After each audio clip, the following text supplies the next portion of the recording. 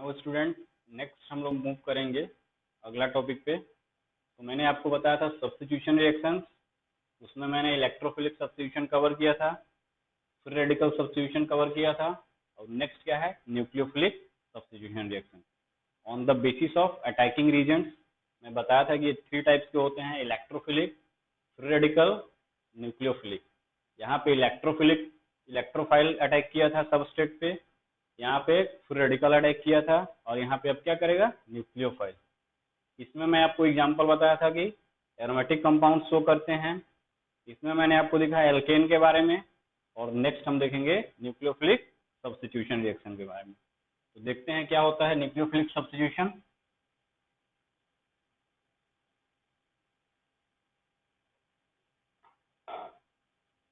तो हेडिंग डालिए nucleophilic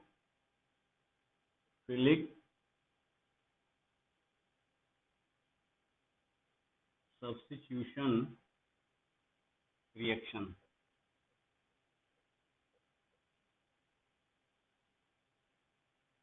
nucleophilic substitution reaction ये ऑर्गेनिक केमिस्ट्री का मोस्ट इंपॉर्टेंट रिएक्शन है। जब आप 12th का बुक खोलोगे तो फर्स्ट चैप्टर क्या है, ऑर्गेनिक का एल्किल हैलाइड्स। उस एल्किल हैलाइड्स में 80% ये क्या है, न्यूक्लियोफिलिक सब्स्टिट्यूशन के बारे में डिस्कस किया गया है। तो न्यूक्लियोफिलिक सब्स्टिट्यूशन यानी कि इस नाम से क्या इंडिकेट कर रहा है कि यहाँ पे कोई न्यूक्लियोफाइल आएगा, उस सबस्ट्रेट को क्या करेगा, सबस्ट्रेट के एटम और ग्रुप ऑफ एटम को रिप्लेस करके अपने आप वहां पे आकर जुड़ जाएगा। यानी कि यहाँ पे जो सब्स्टिट्यूशन करेगा कौन करेगा, न्यूक्लियोफाइल। तो आप लिख सकते हो क्या, न्यूक्लियोफिलिक सब्स्टिट्यूशन रिएक्शन को क्या डिफाइन कर सकते हैं, कैसे डिफाइन करोगे, it is a group atom or group of atom which is replaced by nucleophile is called nucleophilic substitution reaction। फिर से हम रिपीट करते हैं, लिख देते हैं, it is a reaction in which atom or group of atom of the substrate molecule is substituted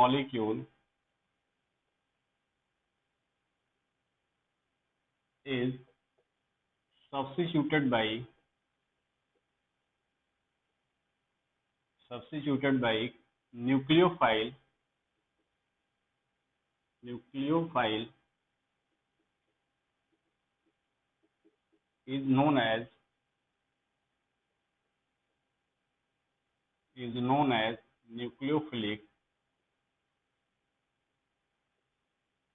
nucleophilic substitution reaction।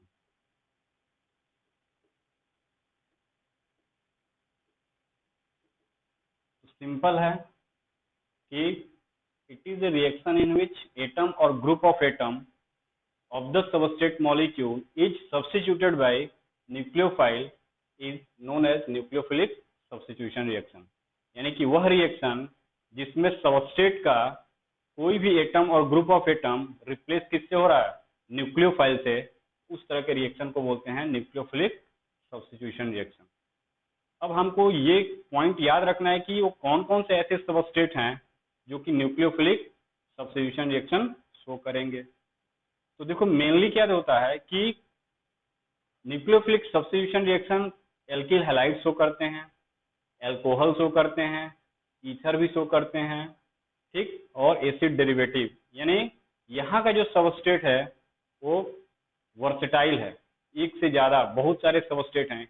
यानी कि जितने भी 12th के तुम्हारा टॉपिक्स आएंगे, एल्किल हैलाइड हुआ, एल्कोहल हुआ, ईथर हुआ, एसिड डेरिवेटिव, वहां पे तुमको क्या मिलेगा, ये न्यूक्लियोफिलिक सब्स्टिट्यूशन रिएक्शन। तो ये एक टॉपिक बहुत ही इंपॉर्टेंट है, इसको आप ध्यान से कवर करो, और लेक्चर को पॉज करके नहीं समझ में आ रहा है उसको फिर से देखो और तब आगे बढ़ो, ठीक है। तो इसमें क्या होगा कि अगर देखो ये RX, ठीक, ये सबस्ट्रेट है, ये हमारा एक न्यूक्लियोफाइल है, और ये न्यूक्लियोफाइल क्या करेगा, in the presence of appropriate solvent, solvent के प्रेजेंस में इसको रिप्लेस करेगा एक्स को आर, और ये न्यूक्लियोफाइल और ये एक्स, ये बना। ये हमारा क्या है, सबस्ट्रेट। ये है न्यूक्लियोफाइल,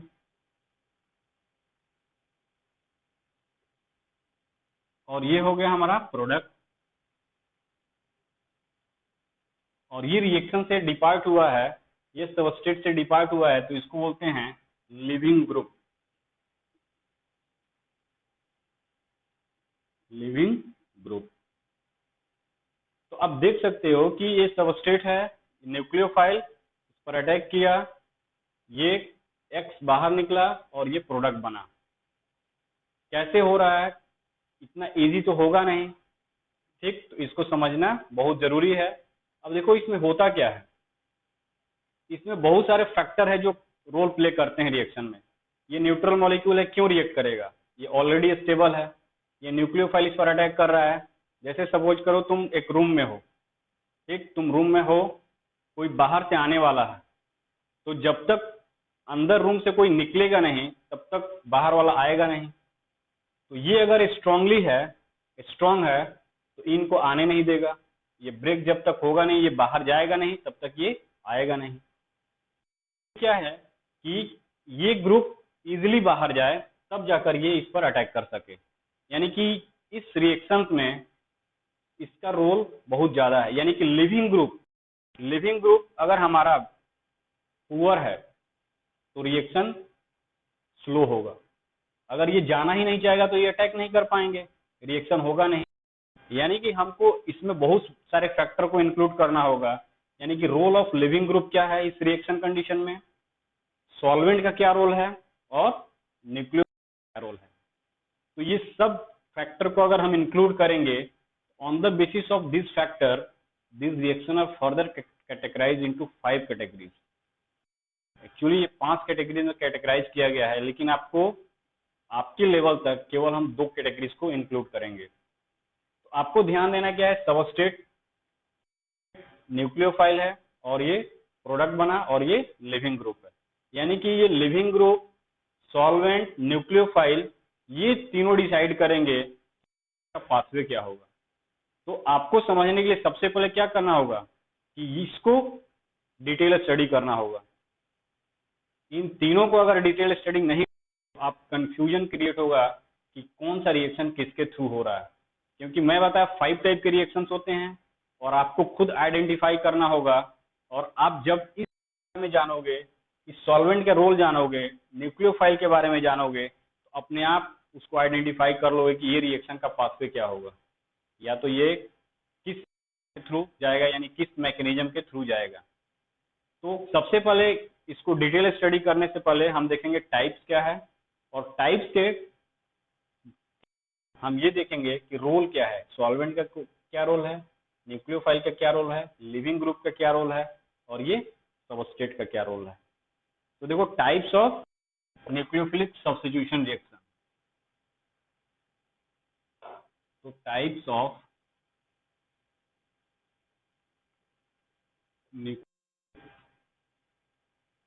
सब्स्टिट्यूशन रिएक्शन।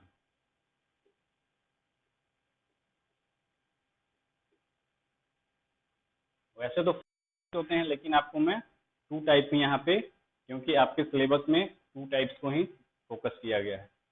तो types of nucleophilic substitution reaction depending upon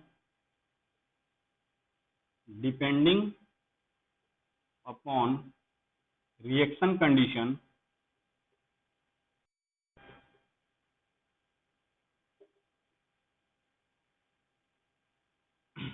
reaction के कंडीशन के अकॉर्डिंग ये 2 टाइप्स के होते हैं।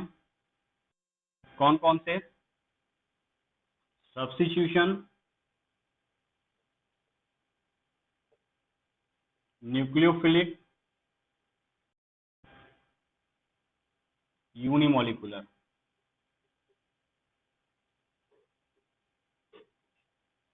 यानी कि इसको शॉर्ट फॉर्म में लिखते हैं 1. Substitution nucleophilic unimolecular reaction. Second अगर हम देखें तो सब्स्टिट्यूशन न्यूक्लियोफिलिक बाइमोलिकुलर.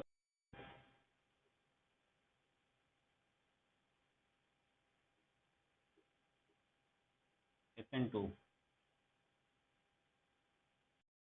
एक थर्ड आपको इंक्लूड कर देता हूं, सब्स्टिट्यूशन इन एरोमेटिक. सब्स्टिट्यूशन न्यूक्लियोफिलिक इन एरोमेटिक, यानी कि अगर हम इसको लिखें सब्स्टिट्यूशन न्यूक्लियोफिलिक इन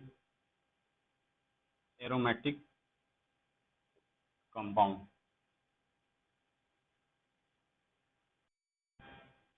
SN ये AR ऐसे लिखते हैं, सब्स्टिट्यूशन न्यूक्लियोफिलिक एरोमेटिक कंपाउंड. तो ये depending upon reaction condition. Most important thing क्या है कि रिएक्शन के कंडीशन से आपको आइडेंटिफाई करना होगा कि जो रिएक्शन हो रहा है वो SN थ्रू के जो हो रहा है या SN1 के थ्रू होगा. तो डिटेल इसके स्टडी करने से पहले हम क्या देखेंगे, फैक्टर ऑफ द रिएक्शन, यानी कि सॉल्वेंट का क्या रोल है, न्यूक्लियोफाइल का क्या रोल है और लिविंग ग्रुप का क्या रोल है.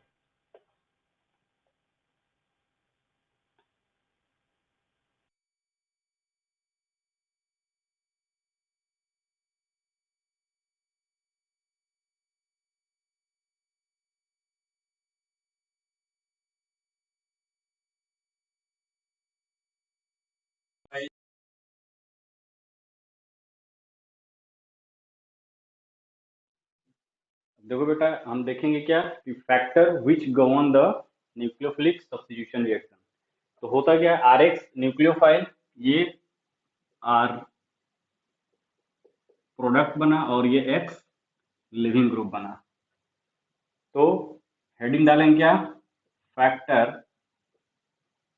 विच गवर्न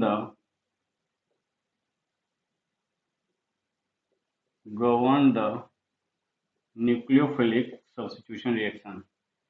तो यहाँ पे सॉल्वेंट का क्या रोल है, तो फर्स्ट फैक्टर हमारा क्या है, सॉल्वेंट. सेकेंड क्या है, न्यूक्लियोफाइल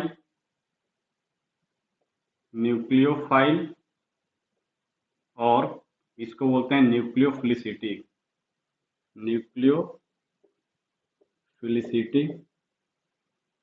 थर्ड क्या हो जाएगा, लिविंग ग्रुप. एंड फोर्थ क्या है, सबस्ट्रेट. तो ये जो फैक्टर हैं वो आपको की रोल प्ले करेंगे कहाँ पे, रिएक्शन को आइडेंटिफाई करने में. रिएक्शन दिया है तो आपको कंफ्यूज नहीं होना है. इन फैक्टर को देखकर आप पहचानोगे कि वो रिएक्शन का पाथवे क्या होगा, कि वो SN1 के थ्रू जाएगा कि SN2 के थ्रू जाएगा. ठीक, तो वन बाय वन हम इसको डिटेल स्टडी करते हैं. तो हम पहले देखेंगे सॉल्वेंट. ठीक है, तो सॉल्वेंट के क्या रोल होता है. तो आपको पता है कि सॉल्वेंट है क्या, सॉल्वेंट का मतलब क्या होता है, विच डिसॉल्व द सॉल्यूट, उसको सॉल्वेंट बोलते हैं. तो सबसे पहले क्या है, पहला फैक्टर है solvent. The substance which have ability to dissolve the solute is called solvent. यानी कि which dissolve the solute. ठीक, सॉल्यूट को डिसॉल्व कर दे उसको सॉल्वेंट बोलते हैं. अब देखो यहाँ पे ये रिएक्शन मैंने लिखा है, यहाँ पे सॉल्वेंट मैंने लिख दिया है. तो ये क्या है, न्यूट्रल है, न्यूक्लियोफाइल भी है. तो जब तक ये डिसॉल्व नहीं होगा तब तक ये रिएक्शन नहीं होगा. यानी कि इसको देखने से तुमको पता चला कि सॉल्वेंट का काम क्या है, इसको डिसॉल्व करना. और डिसॉल्व क्यों होते हैं सब्सटेंस, जब वो डिसॉल्व होते हैं तो आयनिक फॉर्म में आते हैं, और आयनिक फॉर्म में आते हैं तो अनस्टेबल फॉर्म में हो जाते हैं. और जब ये अनस्टेबल फॉर्म में आएंगे तो कोलाइड करेंगे, और कोलाइड करेंगे तो रिएक्शन करेंगे, तो प्रोडक्ट बनेगा। यानी कि सॉल्वेंट का मेन रोल क्या है? To dissolve the substrate to bring it into ionic form. पहला काम क्या है सॉल्वेंट का, कि इस सबस्ट्रेट को, अगर हम रिएक्शन को देखो तो ये हमारा क्या हुआ, ये तो सॉल्वेंट प्लस सॉल्यूट ये होता है, और इससे क्या बनता है? सॉल्यूशन। ठीक, तो सॉल्वेंट हमारा ये है। अगर हम इस रिएक्शन के रिस्पेक्ट में देखें तो सॉल्वेंट हमने लिख दिया, सॉल्यूट हमारा क्या हो जाएगा, ये RX प्लस न्यूक्लियोफाइल, ये हमारा सॉल्यूट हो गया। और इस सॉल्यूशन में क्या हो जाएगा, ये RNU प्लस X यानी कि लिविंग ग्रुप। अगर इस रिएक्शन के रिस्पेक्ट में हम देखें तो सॉल्वेंट क्या किया, इस सॉल्यूट को डिसॉल्व किया, RxNu को डिसॉल्व किया, यानी कि इसको आयनिक फॉर्म में लाया। आयनिक फॉर्म में लाने के कारण ये अनस्टेबल हुआ, ये न्यूक्लियोफाइल इस पर रिएक्ट किया, ये प्रोडक्ट बना, और प्रोडक्ट कहाँ है, सॉल्यूशन के फॉर्म में आके सॉल्यूशन में आ गया, और ये लिविंग ग्रुप जो X बाहर निकला था वो इस एज इट इज पड़ा हुआ है। तो पहला रोल क्या लिखोगे, तो फर्स्ट रोल क्या है, तो solvent help to dissolve the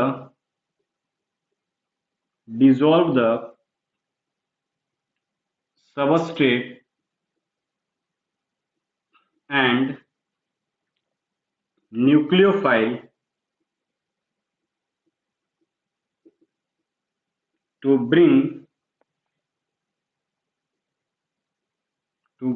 into ionic form।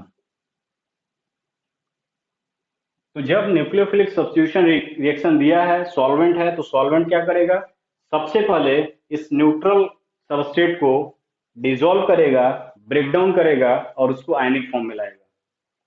Second role क्या है सॉल्वेंट का, सेकेंड रोल क्या है कि इस सबस्ट्रेट को पोलराइज करेगा। Solvent helps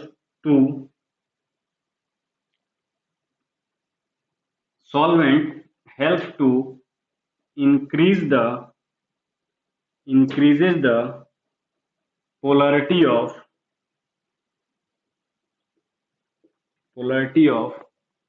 substrate. ठीक, यानी कि हमारा जो सबस्ट्रेट है, मान लो हमारा एल्किल हैलाइड है, RX है, तो ये क्या है, पार्शियल, ये मोर इलेक्ट्रोनेगेटिव लेस इलेक्ट्रोनेगेटिव, यहाँ पे पार्शियल प्लस चार्ज और पार्शियल माइनस चार्ज। अगर हम सॉल्वेंट में इसको ऐड करेंगे, सॉल्वेंट ऐड किए तो ये इसके पोलैरिटी को इंक्रीज करेगा, और जितनी ज्यादा पोलैरिटी इंक्रीज करेगा बॉन्ड उतने वीक होगा और ब्रेक डाउन होगा, इजिली ब्रेक होगा, रिएक्शन इजिली फिजिबल होगा। तो सॉल्वेंट क्या करता है कि पोलैरिटी को इंड्यूस करता है। Solvent help to increases the polarity of the substrate. Substrate के पोलैरिटी को इंड्यूस करेगा, पोलैरिटी बढ़ेगी, डाइपोल बढ़ेगा, बॉन्ड वीक होगा, इजिली ब्रेक होगा, और आयनिक फॉर्म में आएंगे, रिएक्शन इजिली फिजिबल होगा। थर्ड क्या करेगा,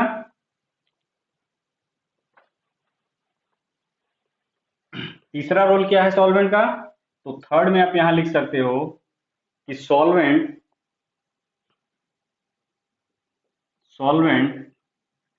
help to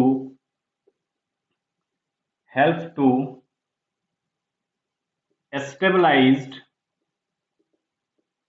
and destabilize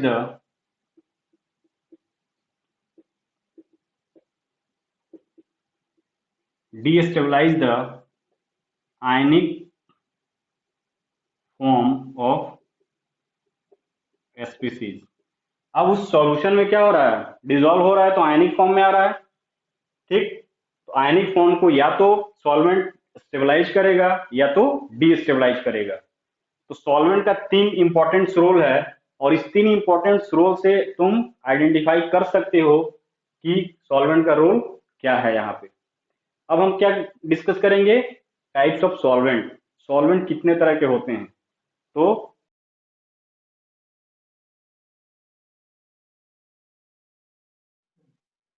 तो देखो बेटा, आप देखेंगे टाइप्स ऑफ सॉल्वेंट्स, यानी कि क्लासिफिकेशन ऑफ सॉल्वेंट। तो हेडिंग डालो क्लासिफिकेशन, क्लासिफिकेशन ऑफ सॉल्वेंट। तो सॉल्वेंट को अगर हम कैटेगराइज करें तो मेनली टू कैटेगरीज है। पहला क्या है, पोलर सॉल्वेंट, और नेक्स्ट दूसरा क्या है, non polar solvent.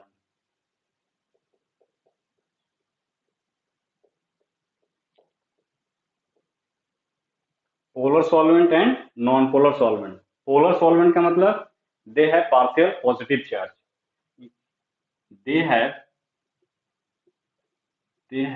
have partial charge, यानी कि वह सॉल्वेंट जिस पर पार्शियल चार्ज हो उसको हम पोलर सॉल्वेंट बोलते हैं, और नो चार्ज, जिस पर चार्ज ना हो उसको नॉन पोलर सॉल्वेंट बोलते हैं। अब ये पोलर सॉल्वेंट भी टू टाइप्स के होते हैं। तो टू टाइप्स में, तो फर्स्ट जो होगा वो पोलर, तो ये 1 हो गया और ये 2 हुआ। अब इसमें ये ए पोलर प्रोटिक सॉल्वेंट, और दूसरा हो जाएगा पोलर ए प्रोटिक सॉल्वेंट।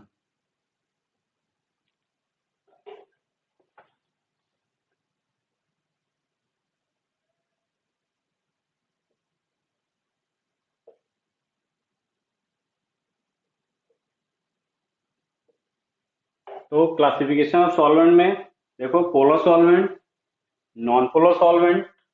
पोलर सॉल्वेंट उसको बोलोगे जिसपे चार्ज हो, यहाँ पे नो चार्ज।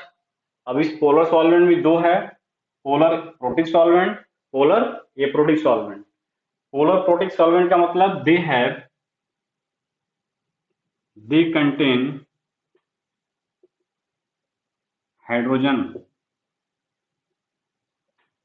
H आयन जिसके पास हो, ठीक, वहां पे पोलर प्रोटिक्स होगा। यहाँ पे they do not have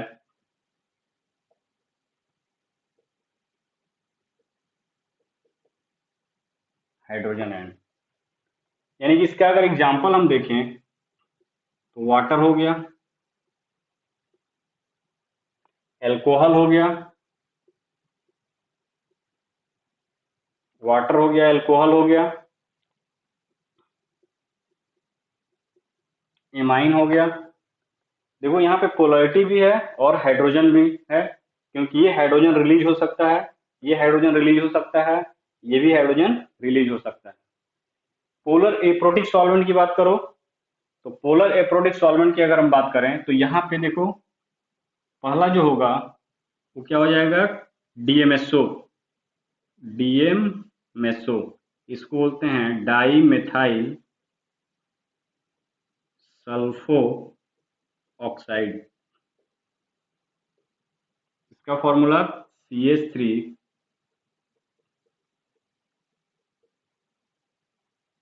DMSO हुआ। दूसरा अगर हो देखो, DMF,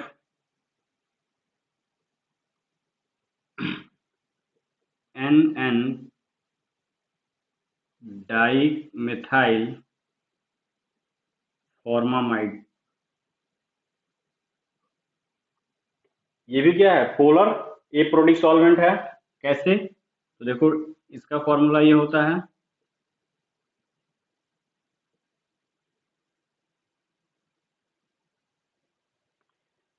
पोलर यानी सल्फर और ऑक्सीजन दोनों के इलेक्ट्रोनेगेटिव डिफरेंस है।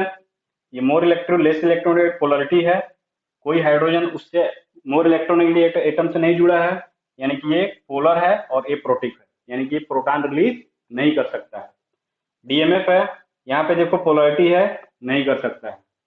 नेक्स्ट इसी में एग्जांपल है थर्ड, पोलर एप्रोटिक में ही acetone. Acetone CH3 CO CH3। Next इसी में है acetonitrile acetonitrile CH3 C triple bond acetonitrile. Next है THF, इसको बोलते हैं THF यानी कि टेट्रा हाइड्रोफ्यूरेन। इसका स्ट्रक्चर होता है ये THF टेट्रा हाइड्रोफ्यूरेन। नेक्स्ट है ईथर यानी कि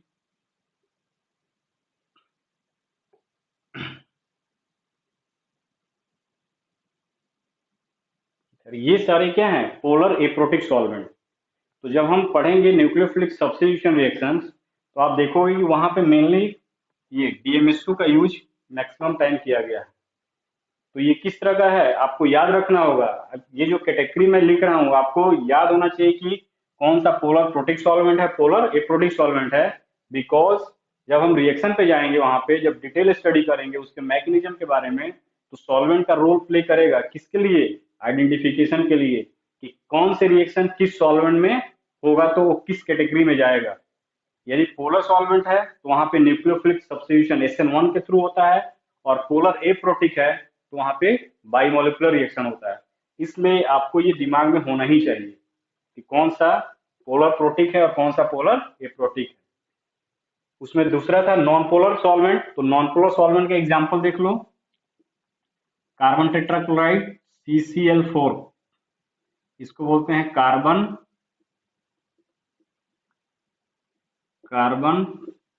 टेट्रा क्लोराइड। ठीक, दूसरा क्या हो सकता है, हेक्सेन, नॉर्मल हेक्सेन। तीसरा क्या हो सकता है, टोलुइन, ये स्ट्रक्चर होता है टोलुइन हो सकता है। चौथा क्या हो सकता है, बेंजीन,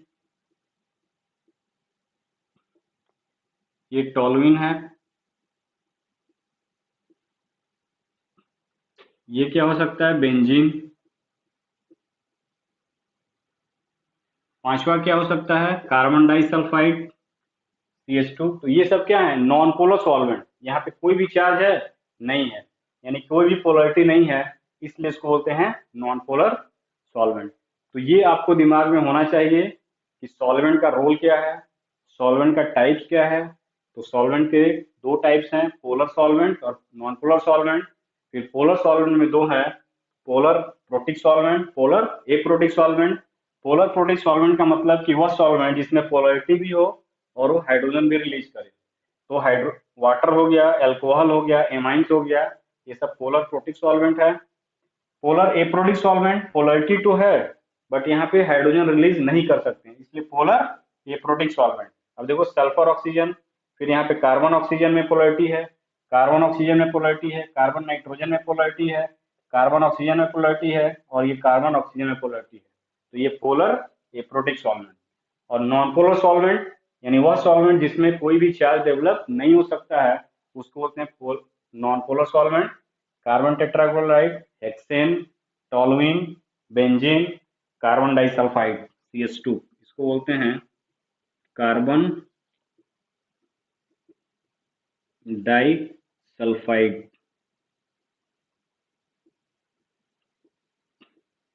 तो ये कैटेगरी है नॉन पोलर सॉल्वेंट का। तो जब नेक्स्ट हम पढ़ेंगे क्या पढ़ेंगे, न्यूक्लियोफाइल या न्यूक्लियोफिलिसिटी।